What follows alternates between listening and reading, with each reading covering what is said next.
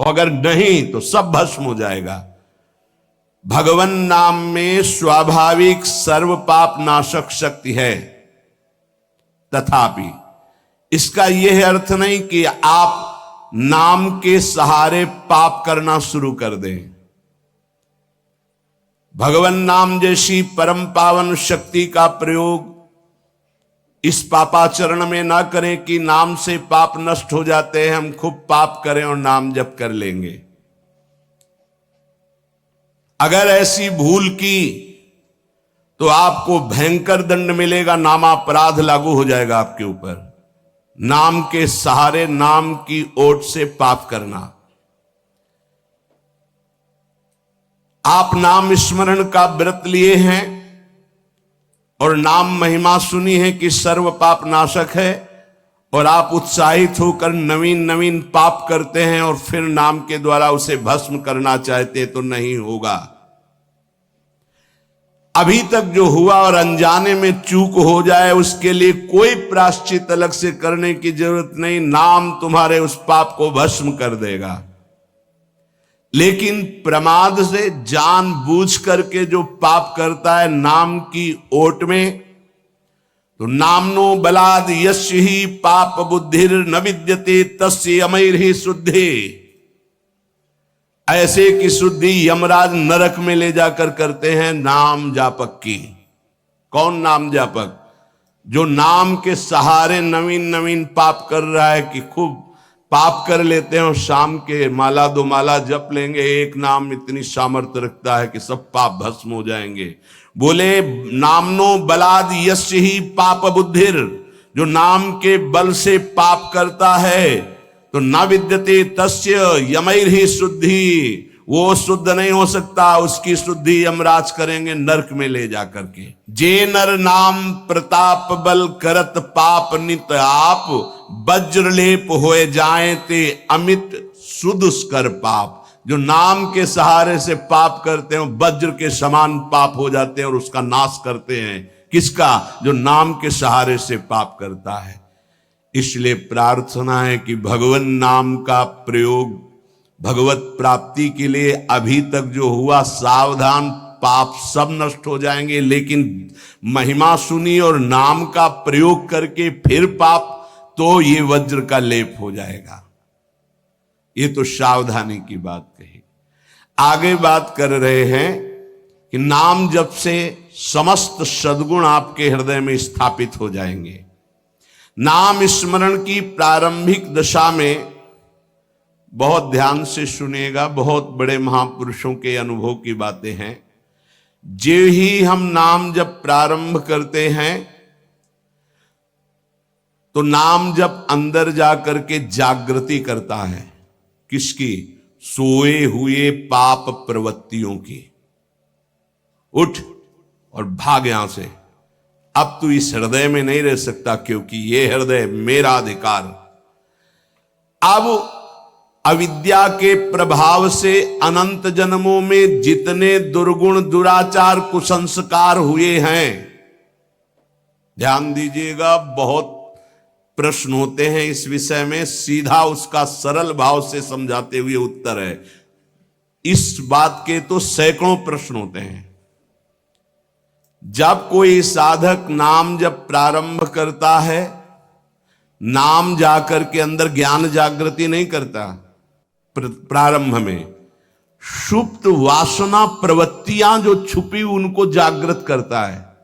उठ और भाग यहां से।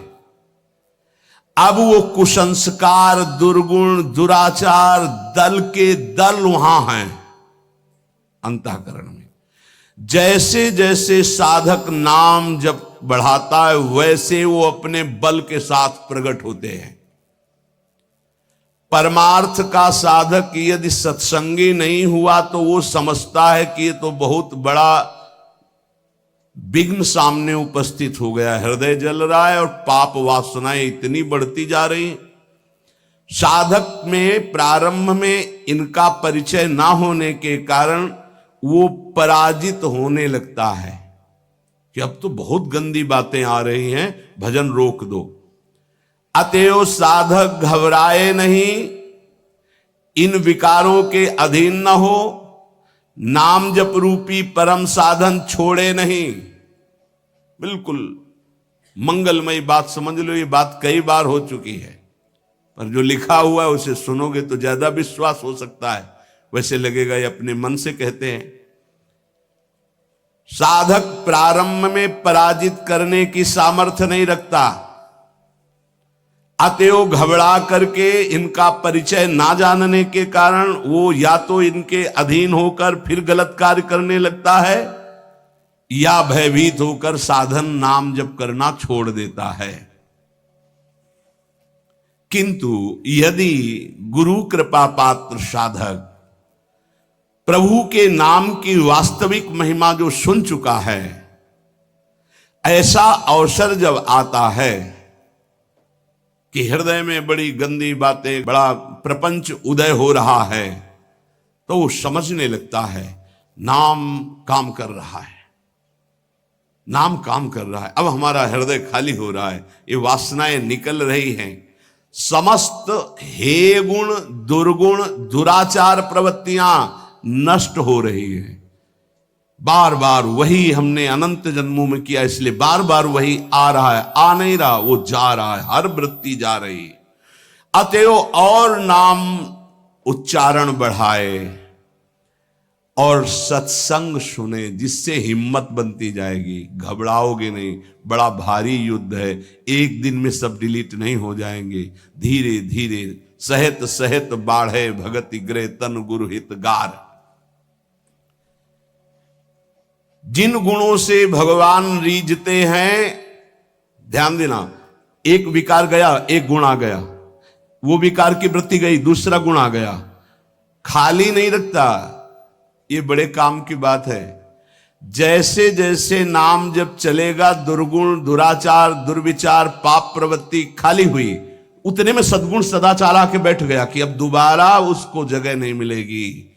और धीरे धीरे वो पूरे के पूरे दुर्गुण दुराचारों को हटा करके साधक में सद्गुण सदाचार स्थापित कर देता है। नाम, पहला प्रभाव नाम का। साधक को ये बात ध्यान रखनी है कि ये दो वृत्तियां आपके अंदर प्रारंभ में होंगी, दोषापनयन और गुणाधान। दोषापनयन, जो दोष वृत्तियां हैं उनको निकलना और उनकी जगह में सद्गुण सदाचार स्थापित करना, ये नाम करेगा। तुम्हें चुप रहना है, राधा राधा राधा राधा राधा राधा। विचलित नहीं होना कि मन बहुत हमारा परेशान करता है, बहुत विकार आ रहे हैं, अब कैसे रहूं। आपने उनकी सत्ता दे दी, अब वो नहीं निकलेंगे। खुशी मनाओ, गंदी बातें निकल रही हैं। पर साधक कैसे खुशी मनावे? वो तो मन में तदात्म है, तो मन में जलन हो रही है और वो निकल रहे हैं, तो वो समझ रहा है आ रहे हैं, और फिर वो उनसे या तो द्वेष कर बैठता है या तो राग। द्वेष कर बैठता, क्यों आ रहे हैं, क्यों ऐसा ऐसा, उनकी सत्ता दृढ़ हो रही। और या फिर उसी आचरणों में लग जाता है, तो रागात्मक या द्वेषात्मक वृत्ति से वो टिक जाते हैं, खाली नहीं हो पाते। इसीलिए लंबा समय निकल जाता है, कोई लाभ उसको समझ में नहीं आता। दोषापनयन और गुणाधान, साधक में ये दो वृत्तियां नाम पैदा करता है। पहला, अंतःकरण के सारे दोषों को भगाना। दूसरा, अंतःकरण में दैवी संपदा के सद्गुण स्थापित करना। तुम्हें नहीं करना, वो नाम कर रहा है, पर तुम चुप रहो। पर यहां चुप रहा नहीं जाता, विचलित हो जाते हैं। जहां असत प्रेरणा हुई तो या तो ऐसी क्रिया कर दी, या वो ऐसे दुखी हो गए, हमारे मन में तो ऐसा आता है वैसा। चुप रहो, ऑपरेशन शुरू है तो मवाद निकलेगा, गंदगी निकलेगी, और जो गंदगी निकलेगी तो फिर अच्छे से वो घाव भर जाएगा। जितना दोष निकल रहा है उतना ही सद्गुण आ रहा है। कितना सुंदर बात है, अगर ये न समझ पाए तो परेशानी पड़ जाएगी। बिल्कुल निश्चिंत रहिए, तुम्हारे अंदर काम क्रोध लोभ जो भी दोष दिखाई दे रहे हैं, आ नहीं रहे, जा रहे हैं, जा रहे हैं। और वो जगह खाली नहीं हो रही, वहां दैवी संपदा भर रही, जिससे भगवान प्रसन्न होते हैं। यदि हम नामोच्चारण के साथ साथ नाम का ध्यान शुरू कर दें तो और जल्दी दिव्य सद्गुण आ जाएंगे।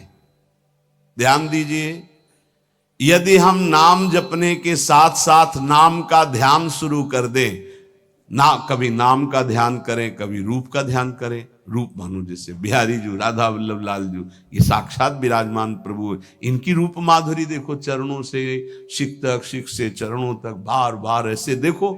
अगर वहां नहीं लगता तो बार बार नाम लिखो। अगर ऐसा चिंतन करने लगोगे तो इससे तुम्हारी जलन कम हो जाएगी कि जो तुम्हारा पूरा चिंतन कि हमारे मन में क्या आ रहा क्या आ रहा, उधर से हटो और वो निकलना शुरू हो जाएंगे। अंतःकरण में भागवतिक सद्गुणों की प्रतिष्ठा होने में देर नहीं लगेगी।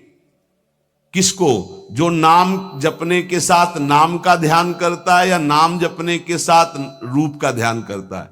हरिवंश महाप्रभु ने दोनों बातें कही, राधा वल्लभ लाल को हृदय ध्यान और मुख नाम। बहुत जोर का है ये बात। दुर्गुणों दुराचारों की जो प्रवृत्तियां हैं, बहुत सुंदर सुगम उपाय है उनके निकालने का नाम जप। नाम जप से ही निकलते हैं। सद्गुण सदाचार ये खाली हृदय में आकर बैठने लगते हैं। बहुत बढ़िया प्रक्रिया है, बस समझ लो, कोई प्रश्न नहीं रह जाएगा।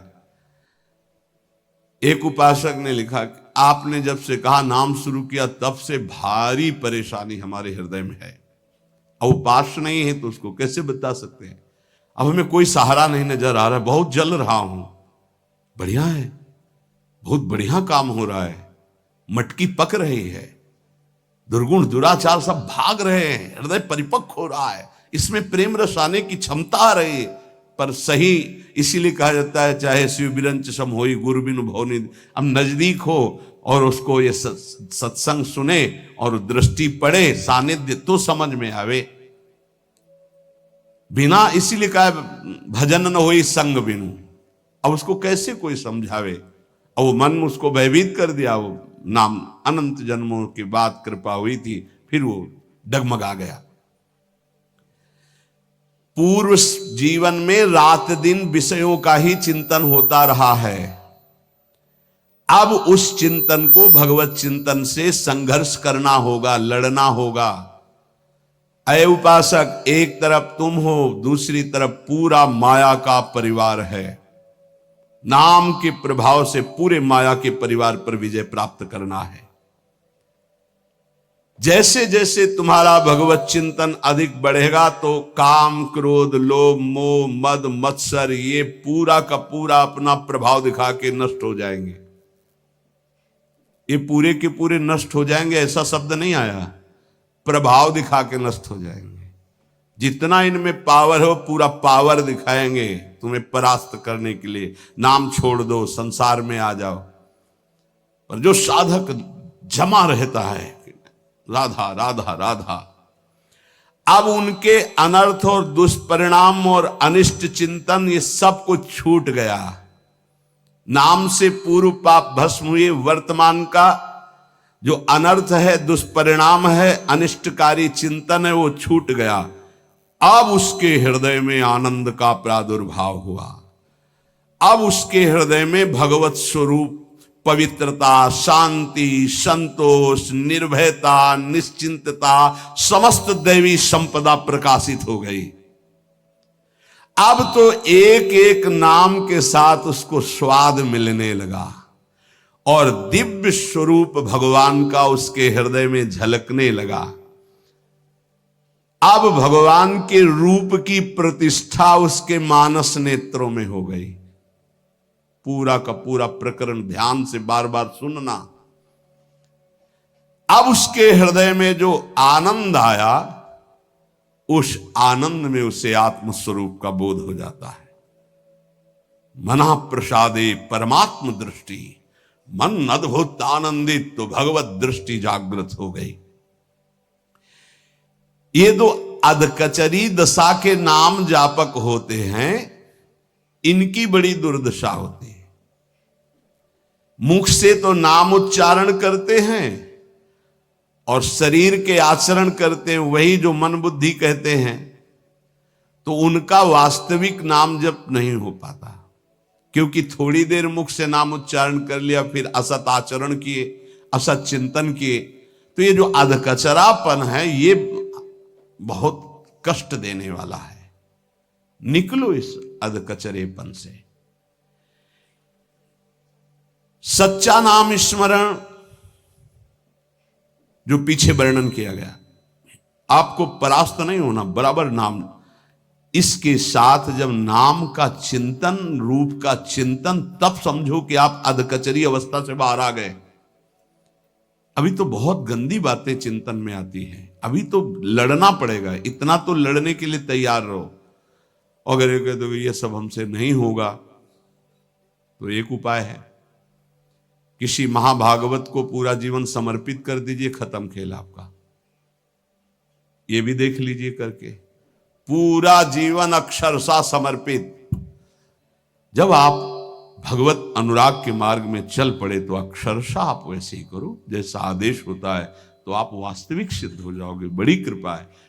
बहुत से ऐसे 50 साधक हैं जो बिल्कुल अक्षर पर प्राण देने के लिए तैयार है, आज्ञा पर वचन आधीनता, बहुत ऐसे।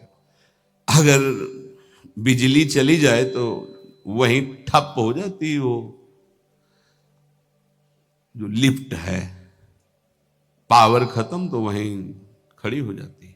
लिफ्ट में बैठे हो आप, अहंकार जो ही किया तो बिजली चली जाएगी, और जनरेटर की व्यवस्था है नहीं, इसमें नहीं है, सपोर्ट की व्यवस्था नहीं इसमें। एक ही है, गुरु कृपा ही केवलम, ये एक ही पावर से चलता है, कृपा मात्र से। रे मन रसकन संग बिनु रंचन उपजय प्रेम, बिनु, यहां कोई सपोर्ट दूसरा नहीं, एकमात्र श्री कृपा सुखकारी।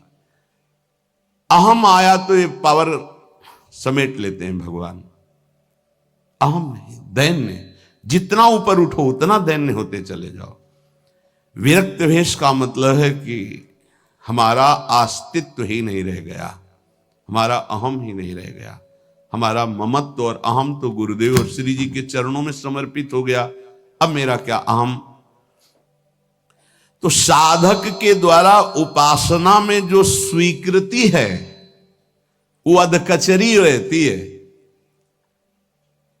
साधक को उपासना में जो स्वीकृति होती है वो अधकचरी होती है, इसलिए सिद्ध नहीं हो पाता है।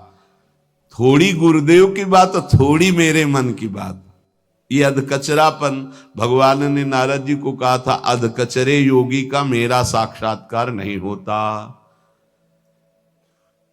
थोड़ा गुरुदेव की बात माननी है, थोड़ी अपनी बात माननी है, अधकचरापन। पूरी बात गुरुदेव की माननी है, बस बढ़िया बात बन जाएगी। जब निकले वो मूड़े ही मुड़ा लिया है भगवत मार्ग में, फिर क्या, फिर अपने मन की बात क्या रह गई। नाम नामी अभेद है। नाम स्मरण की परिपक्व दशा में नाम, नामी और नाम धारक तीनों एक हो जाते हैं। तस्मित तज्जने भेदा भावात। ध्यान दीजिए, त्रिपुटी कलय जैसे ज्ञान में दृष्टा दृश्य दर्शन त्रिपुटी कलय, ऐसे ही नाम नामी नाम धारक त्रिपुटी कलय अभेद हो गया। नाम नामी और नाम धारक तीनों एक हो गए। नाम में, नामी में, नाम धारक भगवत स्वरूप, कोई अंतर नहीं रह गया नाम में, नामी में और नाम जापक में। तस्मित तज्जने भेदा भावात, ये परिपक्व अवस्था नाम की, जापक की हुई। नाम स्मरण की बात जिह्वा से नाम, कंठ से नाम और फिर हृदय से नाम प्रारंभ हो जाता है, अंतरात्मा से। जो ही हृदय से नाम प्रारंभ होता है, हृदय से नाम जब चलने लगेगा तो जपना नहीं होता है, उसमें चल रहा है, जैसे धड़कन चल रही, बस वो सुन रहा है। आंखों में वही झलक रहा है, हृदय में वही चल रहा है, श्रवण इंद्रिय में वही सुनाई दे रहा है। इससे प्रेम सोत प्रकट होता है। जिह्वा से जपते जपते, कंठ से जपते जपते जब हृदय में आया तो सब विकार नष्ट, दैवी संपदा तो पहले ही आ गई। नाम नामी और नाम धारक तीनों अभेद हो गए। अब जब हृदय से नाम चल रहा है तो प्रेम स्फुरित हुआ। बस सब सामर्थ्य जागृत हो गई।